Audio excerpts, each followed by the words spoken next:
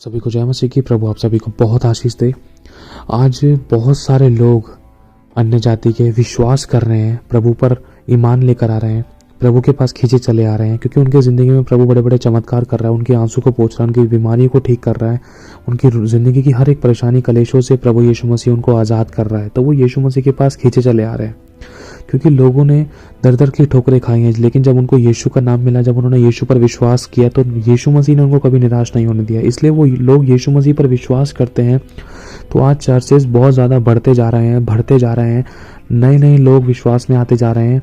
लेकिन एक बात प्रभु यहाँ पर सिखलाना चाहता है मैं, क्योंकि बहुत लंबी एक भीड़ है जो बपतिस्मा लेती है रेगुलर। आज मतलब अगर हम इस चीज़ को देखिए, रेगुलर जगह जगह पूरे वर्ल्ड में कितने सारे चर्चेस हैं और रोज़ाना कोई ना कोई बपतिस्मा ले रहा है, और बहुत जगह बपतिस्मे हो रहे हैं। लेकिन बहुत से लोगों को पता नहीं कि बपतिस्मे के बाद परीक्षा आती है या नहीं आती। कुछ लोग कहते हैं अरे कोई परीक्षा नहीं होती, कुछ लोग कहते हैं जैसा विश्वास वैसा हो जाएगा, कुछ लोग कहते हैं कि हाँ परीक्षा आती है, कुछ लोग कहते हैं अरे ऐसा कुछ नहीं है, तो सब भ्रम की बातें हैं, ऐसी कुछ नहीं है, ये तो डराने वाली बातें कि बपतिस्मा ना लें, कहीं डर ना लग जाए, कहीं कुछ 636 बातें है ना।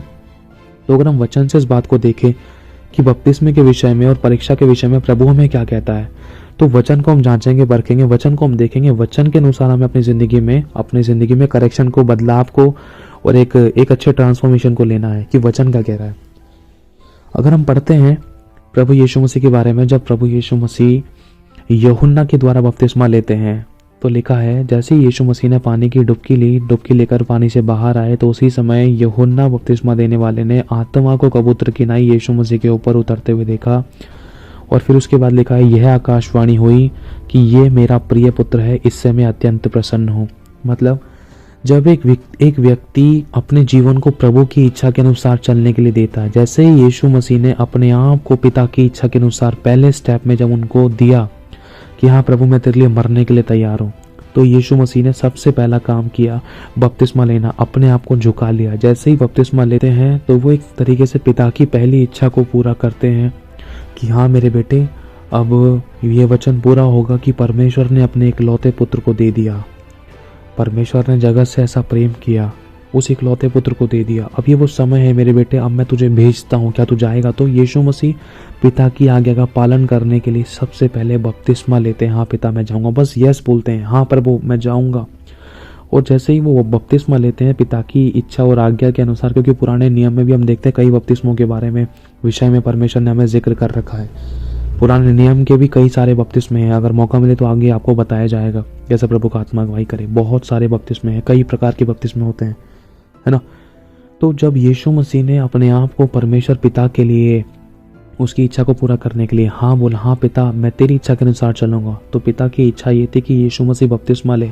तो जैसे यीशु मसीह ने बपतिस्मा लिया, बपतिस्मा लेकर पानी से बाहर आया, तो आत्मा कबूतर के नाई यीशु मसीह के ऊपर उतरा और स्वर्ग से आकाशवाणी हुई कि तू मेरा प्रिय पुत्र है, तुझसे मैं अत्यंत प्रसन्न हूँ। और इसके बाद लिखा है, अगर हम आगे बढ़ते हैं यीशु मसीह के विषय में, कि आत्मा, कौन सा आत्मा? पवित्र आत्मा यीशु मसीह को जंगल में ले गया ताकि शैतान से उसकी परीक्षा की जाए। समझना, पवित्र आत्मा शैतान के पास यीशु मसीह को लेकर गया। साफ लिखा है आत्मा यीशु मसीह को जंगल में ले गया। जंगल क्या दिखाता है? एक कठिन जगह, एक बहुत कठोर जगह, बहुत कांटे, बहुत सारी समस्याएं, बहुत सारी तकलीफें, बहुत सारे जहरीले खूंखार जानवर, जीव जंतु, पशु पक्षी। एक जंगल वो दिखाता है, समस्याएं जहाँ पर जीवन नहीं है, जंगल में कोई जीवन नहीं है। लेकिन एक जंगल जैसी परिस्थिति में पवित्र आत्मा यीशु मसीह को लेकर गया कि उसको परखा जाए, शैतान से उसकी परीक्षा की जाए। इस समय इसको अच्छा आनंद चाहिए, अच्छा खाना पीना चाहिए, लेकिन देखता हूँ इसको जंगल में ले जाने के बाद कहीं इसके अंदर से बुराई तो नहीं निकलेगी, कहीं ये मांगने तो नहीं लगेगा हाँ भाई मुझे रोटी दो, पानी दो, खाना दो, आराम से सोने दो, क्यों मैंने बपतिस्मा ले लिया, मेरे को नहीं माननी पिता की आज्ञा। एक बार पवित्र आत्मा यीशु मसीह को परख रहा था शैतान के द्वारा। शैतान को पता था कि यीशु मसीह की भूख क्या है, यीशु मसीह की ज़रूरत क्या है। यीशु मसीह की ज़रूरत थी आराम करना, यीशु मसीह की ज़रूरत थी रोटी खाना, यीशु मसीह की ज़रूरत थी मतलब अपनी इच्छा को पूरा करना। लेकिन फिर भी यीशु मसीह निराहार रहा और शैतान से यीशु मसीह की परीक्षा हुई। जब स्वयं खुदा बाप के बेटे प्रभु यीशु मसीह की परीक्षा हुई, तो आप और मैं कहाँ स्टैंड करते हैं? ये सच्चाई है। जिस दिन पहली बार मैंने जिस दिन मैंने बपतिस्मा लिया उसी पहले ही दिन मेरी परीक्षा हो गई थी और उस दिन मैं गिर गया था। मैं इसलिए आपको बता रहा हूँ ताकि आप लोग ठोकर ना खाओ। देखो वो परीक्षा किसी भी प्रकार की हो सकती है, लालच की हो सकती है, व्यभिचार की हो सकती है, गलत शिक्षा की हो सकती है, आप भरमाए जा सकते हो, या कुछ ना कुछ ऐसा शैतान आपके सामने एक आदम और हवा के समय एक फल के समान आपके सामने कुछ ऐसा रख सकता है कि आप कुछ गलत चुनाव करो, या अधीनता छोड़ दो, या आत्मा की अगुवाई में या परमेश्वर की आत्मा की अगुवाई में ना चलो, या संगति से दूर हो जाओ, या आप गलत चुनाव कर लो, या यारी दोस्ती को या संसार को पहला स्थान देकर अभिलाषाओं में, पाप में, बुराई में, व्यभिचार में, गलत और गंदे कामों में लिप्त हो जाओ। कहीं ना कहीं शैतान ऐसे तीर फेंकता है और फेंकेगा भी। क्यों? क्योंकि मेरे भाई और बहनों, जब यीशु मसीह के ऊपर शैतान ने जलते हुए तीर फेंके तो हम कहाँ स्टैंड करते हैं? अगर हम पुराने नियम में पढ़े तो कितने लोगों की कैसे कैसे परीक्षा हुई हैं, जब उनको पदवियां मिली हैं, पदवियां मिलने के बाद परीक्षा हुई है, जब परमेश्वर ने भविष्यवक्ता के लिए नियुक्त किया है या राजा बनाया, अधिकारी बनाया है, जब उनके वश में लोगों को किया तब भी उनकी परीक्षाएं हुई हैं, लेकिन वो गिर गए। इसी प्रकार से जब हम देखते हैं यीशु मसीह एक ऐसा व्यक्ति है, मनुष्य में होकर वो सर्वशक्तिमान परमेश्वर एक मनुष्य रूप धारण करके जब हमारे बीच में आया तो उसकी परीक्षा भी हुई।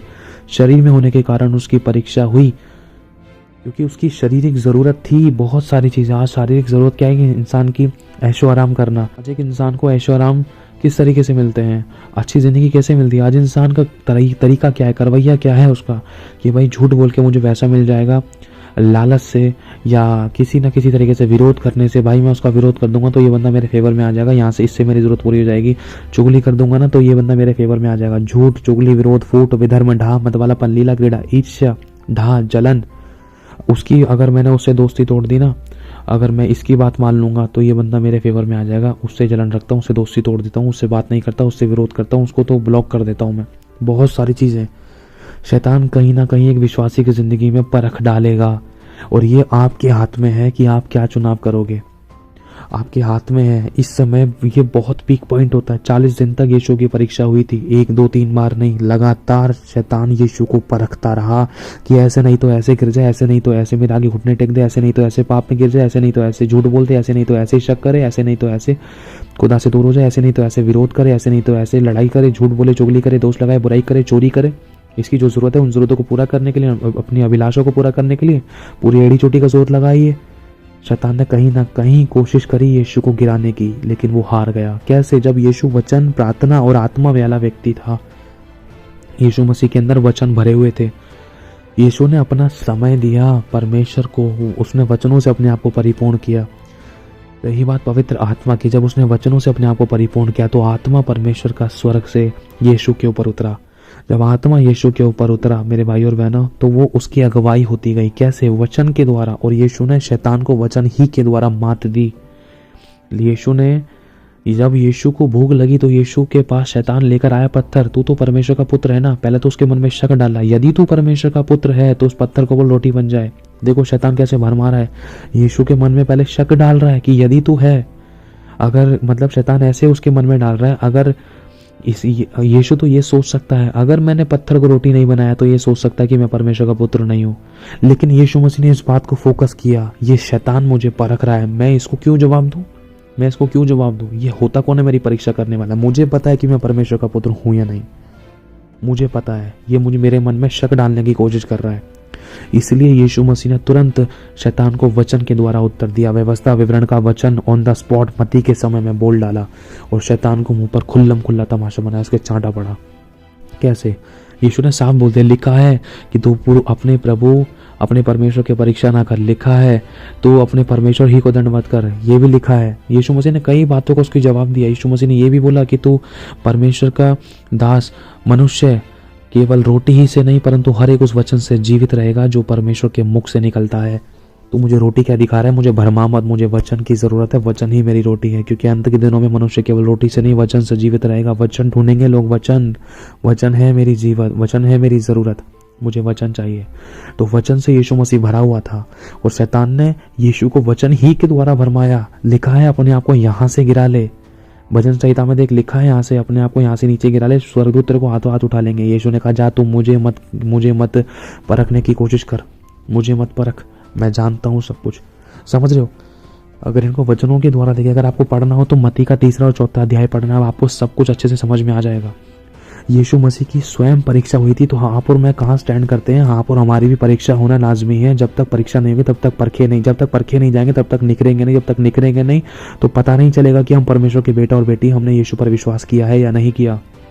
ये सच्चाई है, क्योंकि परमेश्वर इस बात का शैतान को जवाब देता है, देख इसका बपतिस्मा हुआ है, चाहे तो उसको कितना भी परख कर देख ले, ये खरा ही निकलेगा, या मुझे नहीं छोड़ेगा, या मुझ पर विश्वास करती है, विश्वास करता है, चाहे कुछ भी परिस्थिति आ जाए, ये मेरे को नहीं छोड़ेगी, ये मुझे नहीं छोड़ेगा, ये मेरे अनुसार चलेगा, मेरे दासों की अधीनता में रहेगी, ये मेरे वचन के अनुसार चलेगा, ये वचन का चुनाव करेगा, ये पाप में, बुराई में, लालच में, ढिठाई में, कड़वाहट, जलन में, विरोध में, फूट विधर्म में हाथ नहीं मिलाएगी, हाथ नहीं मिलाएगा। मेरा दास है, मेरी बेटी है, मेरा बेटा है। शैतान तो कितना भी परखने की कोशिश करे, इसने बपतिस्मा लिया, मुझे पता है तो उसको परख रहा है, और मैं ये भी जानता हूँ कि ये गिरने नहीं पाएगी। प्रभु जानता है, लेकिन हम भूल जाते हैं। समझ रहे हैं इस बात को? हम सोचते हैं कोई परीक्षा नहीं होगी, लेकिन हकीकत में परीक्षा होती है, ऑन द स्पॉट परीक्षा शुरू हो जाती है।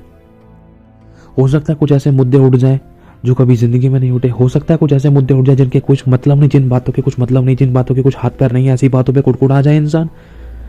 हो सकता है कि क्योंकि हमने ऐसी गवाहियां सुनी है, इंसान ने बपतिस्मा लेते के साथ ही, एक बच्चा था, उसने, एक लड़का था, जैसे उसने बपतिस्मा लिया तो शैतान ने उसको गिराने की कोशिश करी, उसके घर में ऐसे कलेश हुआ कि उसने फांसी लगा ली। सोचो, बहाने उठे, बहाने उस लड़के को मृत्यु तक पहुंचाने के बहाने उठते हैं आज परमेश्वर के अभिषिक्त को भरमाने के लिए। बहाने उठते थे एक विश्वासी को खुदा से दूर करने के लिए, बपतिस्मा ना लेने देने के लिए, या बपतिस्मा अगर ले लिया तो उसमें बने ना रहने के लिए। शैतान बहाने उठाता है, बहाने किसी को भी इस्तेमाल कर सकता है शैतान, किसी को भी। ये सच्चाई है। शैतान ने बहुत से लोगों को इस्तेमाल किया है विश्वासियों को गिराने के लिए, बपतिस्मे से दूर करने के लिए। अगर बपतिस्मा ले लिया तो उसमें बने नहीं रहने देता वो, किसी न किसी तरीके से पति के द्वारा, पत्नी, बच्चे, फिर विश्वासी कलीसिया, अभिषेक दास दासी के द्वारा कहीं ना कहीं ऐसी बातों को शैतान मन में डालता है। वो सही बातें भी गलत लगने लगती हैं। प्रभु के दास दासी, प्रभु के लोग, विश्वासी कलीसिया घराने बहुत सी बातें अच्छी कहते हैं, हमारे भले के लिए कहते हैं, लेकिन शैतान उन बातों को मन में घुमा फिरा कर डालता है।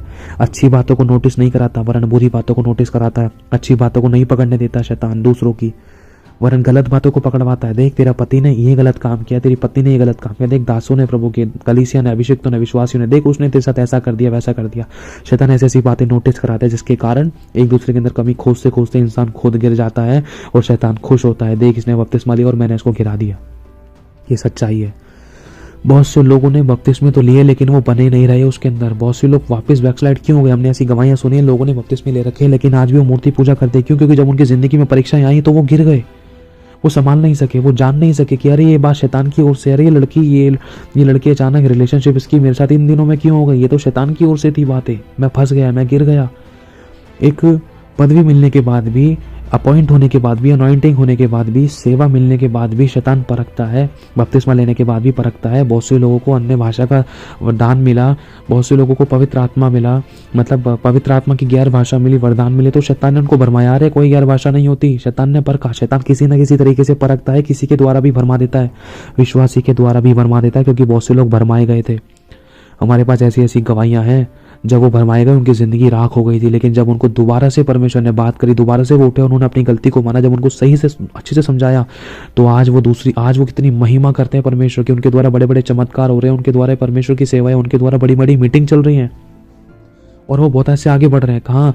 जैसे उन्होंने पवित्र आत्मा का दान पाया या बपतिस्मा लिया तो शैतान ने उनको भरमा दिया और उनको गलत शिक्षाएं दी गई, गलत शिक्षाएं मिली। बहुतों को तो प्रकाशन नहीं है, इसलिए वो गिर गए।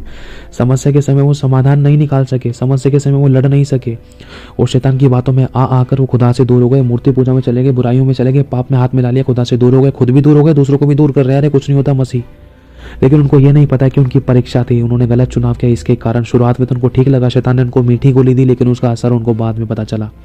लेकिन जब आज वचन के द्वारा आज एक दास दासी प्रभु के लोग आज हमें शिक्षा देते हैं, तो वो बातें आज हमें कड़वी लगती हैं। बपतिस्मा लेने के बाद, पवित्र आत्मा का दान पाने के बाद, गैर भाषा पाने के बाद, पदवी या बड़े बड़े मुकाम पाने के बाद, आज वो शिक्षा वाली बातें हमें कई बार कड़वी लगती हैं, लेकिन वो हमारे जिंदगी में एक अच्छे असर को लेकर आती हैं, ताकि हम प्रभु में बने रहें। चाहे कितना भी टूट और पिस जाते हैं, लेकिन घुटने तो यीशु के आगे टिकाते हैं। समझ रहे हैं इस बात को? क्योंकि देखो, जब शैतान ने पतरस के अंदर होकर भी काम कर दिया था यीशु की कॉलिंग को बिगाड़ने के लिए, शैतान ने पतरस के मन के अंदर आकर ऐसा बोल दिया था, पतरस के मुंह के द्वारा यीशु के विषय में ऐसा निकला, पतरस ने ऐसा बोल दिया कि यीशु नहीं, तुझे जान नहीं देनी, हम तुझे जान नहीं देने देंगे। तो ऐसी ऐसी बातें बोली शैतान ने पतरस के मुंह के द्वारा। यीशु ने कहा शैतान से, मतलब पतरस से, जो शैतान उस पतरस के अंदर आकर काम कर रहा था, यीशु ने कहा, हे शैतान, इसके अंदर से दूर हो जा, मुझसे दूर हो जा। क्या जो जो कटोरा मेरे पिता ने मुझे दिया है क्या मैं उसको ना पीऊं? जो आज्ञा मेरे पिता ने मुझे दी है क्या उसको मैं पूरा ना करूं? ये शैतान मेरे सामने से दूर हो जा। पतरस के अंदर से शैतान होकर काम कर रहा था कि यीशु की बुलाहट को खत्म करे, लेकिन यीशु आत्मा से भरा हुआ था। उसको पता है कि मैं किस लिए भेजा गया हूँ, किस लिए नियुक्त किया गया हूँ, कौन सी जिम्मेदारी मेरे कंधे पर रखी है, मुझे क्या करना है, किस लिए मुझे बुलाया गया है। और मेरी बुलाहट से शैतान मुझे दूर कर रहा है इन लोगों के द्वारा, विश्वासी कलीसिया अभिषिक्त दासों के द्वारा। ये बात हमें समझने की जरूरत है।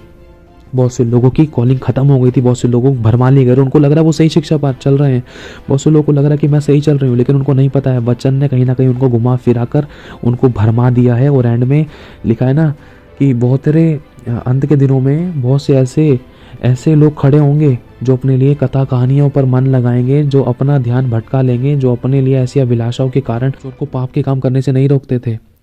समझना इस बात को, क्योंकि लिखा है अब मान लो अगर कोई भाई है मेरे सामने, अगर वो बीड़ी पी रहा है, उसने बपतिस्मा ले रखा है, तो मुझे बताना है भाई बीड़ी मत पी, तूने बपतिस्मा ले रखा, तुझे ये काम नहीं करने चाहिए, ये सब चीज़ें अभिलाषाएं तेरी मर चुकी हैं बपतिस्मा लेने के द्वारा। तूने क्या विश्वास नहीं किया सही से, या तूने सिर्फ इसको गंगा स्नान समझ के कर लिया?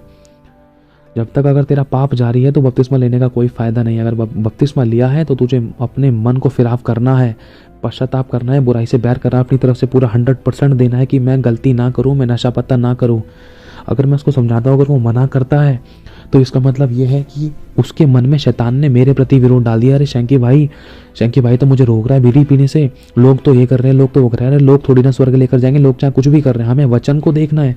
हो सकता है सामने वाले व्यक्ति को जिसको मैं शिक्षा दे रहा हूँ, जिसको मैं समझा रहा हूँ कि तू बीड़ी सिगरेट मत पी, गलत और गंदे काम मत कर, व्यभिचार मत कर, लड़कियों के साथ मत सो, या गलत और गंदी चीज़ें मत देख, अगर मैं उसको समझा रहा हूँ, हो सकता है कि उसके मन में ऐसे विचार आ जाए शैतान की ओर से जो उस व्यक्ति को, उस विश्वासी को मेरे विरोध में कर दे, या फिर वो चर्च आना बंद कर दे, या फिर वो ऐसी शिक्षा को पाए जो उसको अच्छी लगती है, या फिर वो ऐसी जगह पर जाए जहाँ पर उसको पाप के लिए कभी रोका नहीं जाता।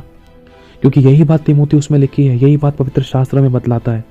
बहुत से ऐसे उपदेशक बटोर लेंगे और अपना ध्यान उन बातों पर लगाएंगे जो हमारे कानों को अच्छी लगती हैं, लेकिन आज जो परमेश्वर का वचन जो लोगों को आर पार छेदता है, ऐसी चीज़ें आज इंसान ग्रहण नहीं करता है। सोचते हैं कि ये तो मेरे ही बारे में बोल रहा है, मैं ही गलत हूँ, ये तो मेरे ही पीछे पड़ गए हाथ धोकर।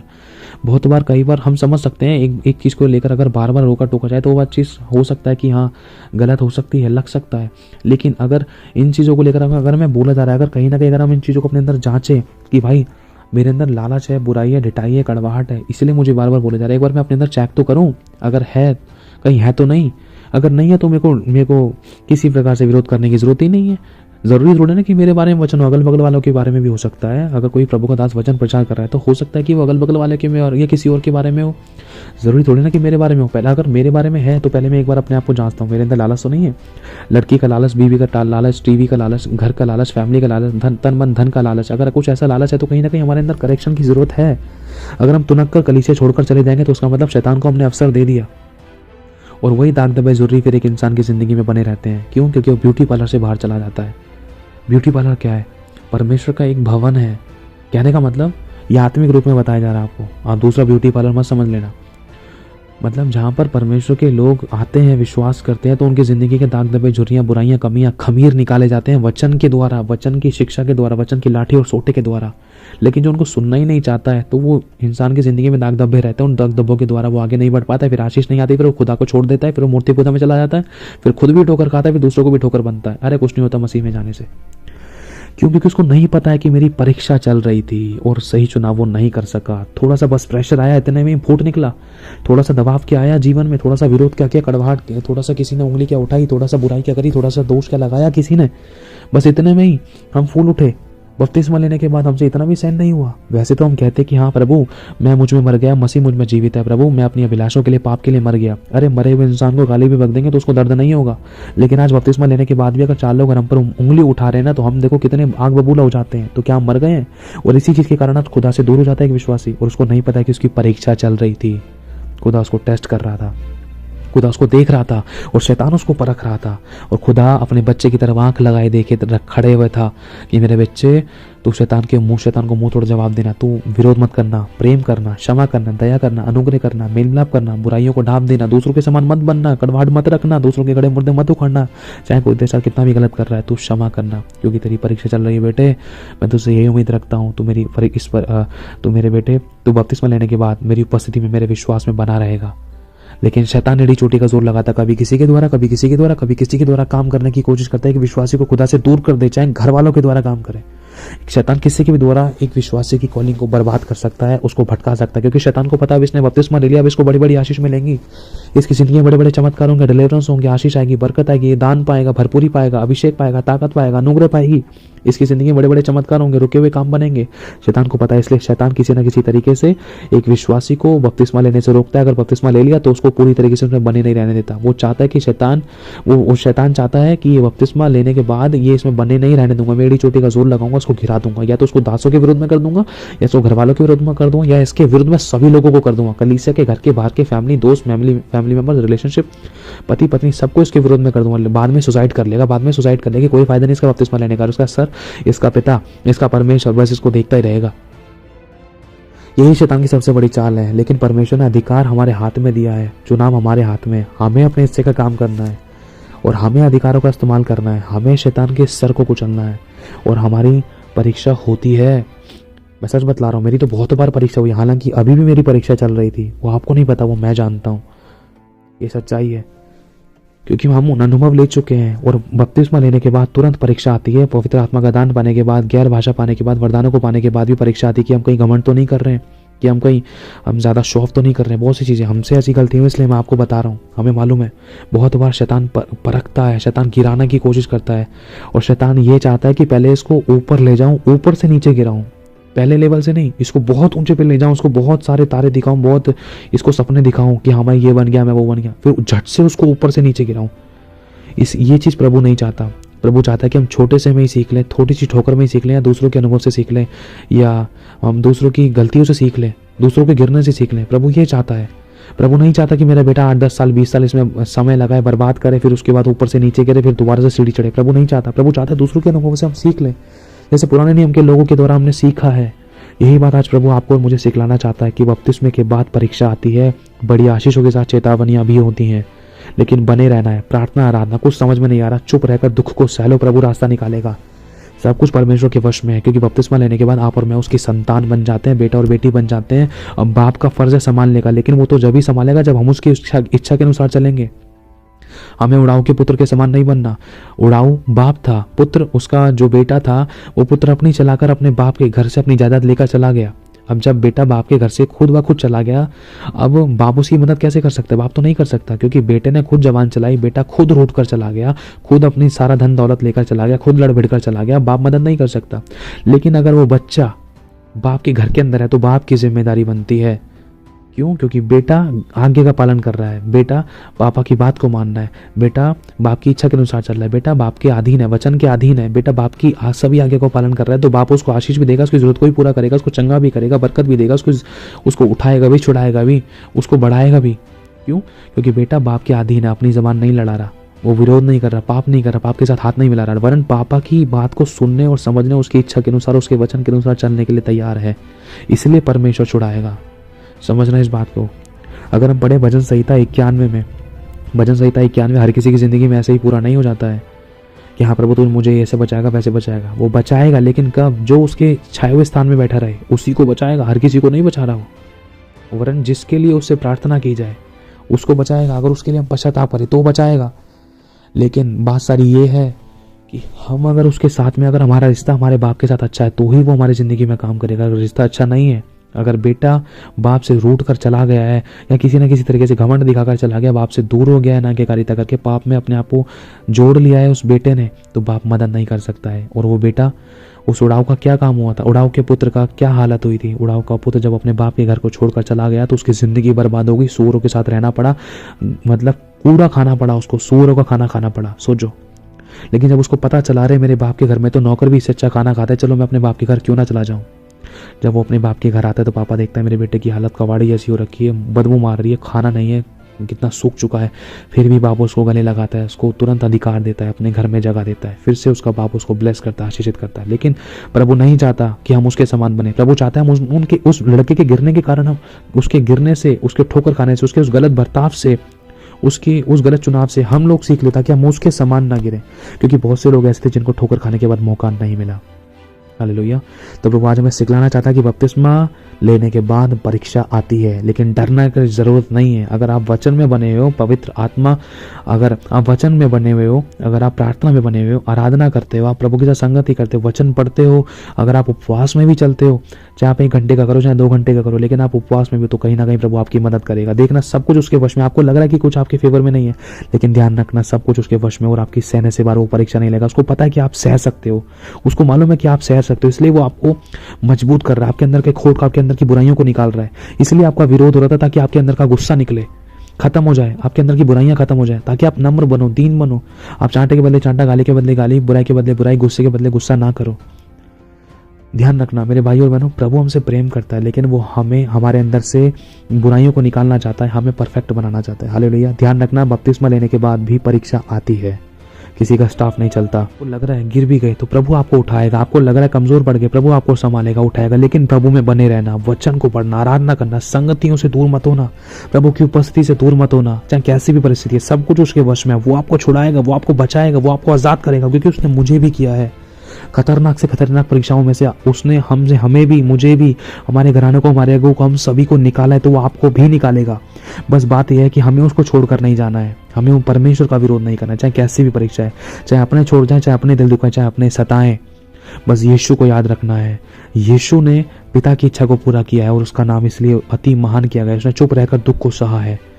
उसने, मेरे भाई और बहनों, एक सेट एग्जाम्पल बनाए हमारे लिए, हम उसको देखकर सीख सकते हैं। इसलिए यीशु ने कहा, मुझसे सीखो, सब कुछ मेरे वश में, मैं सहने से बाहर तुम्हारी परीक्षा नहीं लूंगा, और तुम्हें परीक्षा में से निकालकर तुम्हें निकास कराऊंगा, तुम्हें एक मार्ग दिखाऊंगा। और प्रभु ये भी कहता है कि जो परीक्षा में स्थिर रहता है, उसको मैं जीवन के मुकुट को दूंगा, उसको मैं ब्लेस करूंगा। जो जय पाए, उसको मैं जीवन का मुकुट दूंगा। बस कुछ पल की परीक्षा है, ध्यान रखना, आप दम मत तोड़ना, बने रहना, प्रभु रास्ता निकालेगा। लेकिन परीक्षा आती है, वो स्थिर भी वही करेगा, बस आपको बने रहना है, अपने से का काम करो। और हाँ, एक चीज़ और ध्यान रखना, जब हम देखते हैं अब यीशु की ज़रूरत क्या थी, यीशु की ज़रूरत थी रोटी। आज हो सकता है विश्वासियों की बपतिस्मा लेने के बाद ज़रूरत हो शांति, प्यार, प्रेम, चंगाई, छुटकारा, आशीष, बरकतें, बहुत सी चीज़ हो सकती है। तो उसी चीज़ को लेकर शैतान ने ना यीशु मसीह के आगे, मतलब एक, समझ सकते हो उस बात को, एक विश्वासी के आगे भी जो बपतिस्मा लेता है, उसके आगे इन सब चीज़ों को परोस सकता है। अब देखो, बहुत से लोग कह सकते हैं इन बातों को लेकर, अरे मेरे को शांति मिल रही है, बहुत अच्छा लग रहा है यहाँ जाके, मतलब ये काम करके, वो काम करके। देखो, शैतान शांति भी देता है। और शैतान, अगर हम पढ़ते हैं मत्ती में लिखा है कि शैतान यीशु मसीह को पवित्र नगर यरूशलेम में लेकर गया। पवित्र नगर, शैतान यीशु मसीह को कोई पाप की नगरी में लेकर नहीं गया, बुराई में नहीं लेकर गया। शैतान यीशु मसीह को नरक नहीं लेकर गया, शैतान यीशु को पवित्र नगर में लेकर गया। सब कुछ अच्छा दिखा रहा है, देख तुझे यहाँ सब कुछ मिलेगा, पवित्र नगर है, देख बहुत अच्छी जगह है, बहुत अच्छी शिक्षा है, पवित्रता है, सब कुछ, ये चीज़ तेरे लिए बढ़िया, बेस्ट एंड ब्लेसड रहेगी। लेकिन देखो, कहीं ना कहीं शैतान उसको भरमाना चाह रहा था, और यीशु मसीह ने, मेरे भाई और बहनों, वचनों से शैतान का सामना किया। यीशु की ज़रूरत क्या थी? रोटी थी, और शैतान ने यीशु के सामने वही सी चीज़ को परोसा। लेकिन जब हम प्रभु से मांगेंगे ना मेरे भाई और बहनों, प्रभु आपको प्रकाशन देगा, आपको शिक्षा देगा, आपको समझाएगा कि हमें कोई ऑफर मिल रहा है, हमें कोई कुछ कह रहा है, शिक्षा दे रहा है, समझा रहा है, बतला रहा है, हमें कहीं आना जाना है, कोई कुछ हमसे कुछ कह रहा है, दे रहा है, ले रहा है, तो वो बात किसकी ओर से, हमें उस समय परखने की ज़रूरत है, कहीं उस छोटी सी गलती के कारण हम कोई कुछ खो ना दे। अगर यीशु मसीह उस समय भूखा होने के बाद भी अगर वो रोटी खा लेता, पत्थर ले लेता, रोटी बना के खा लेता, तो उसको कुछ पल की भूख तो मिट जाती, लेकिन खुदा की दृष्टि में वो पापी बन जाता, खुदा की दृष्टि में एक शारीरिक व्यक्ति बन जाता, खुदा की दृष्टि में एक अनाज्ञाकारिता करने वाला व्यक्ति बन जाता। ये सच्चाई है। और शैतान फिर दोबारा उसके पास कभी नहीं आता, क्योंकि शैतान को काम था बस एक बार इस इंसान को इसके लेवल से गिरा देना, इसकी कुर्सी तोड़ देना, ताकि कुर्सी पर बैठ ना पाए। शैतान की चाल थी, लेकिन शैतान यीशु को नहीं गिरा सका। मेरे भाई और बहनों, इन बातों को हमें सावधानी से समझना है।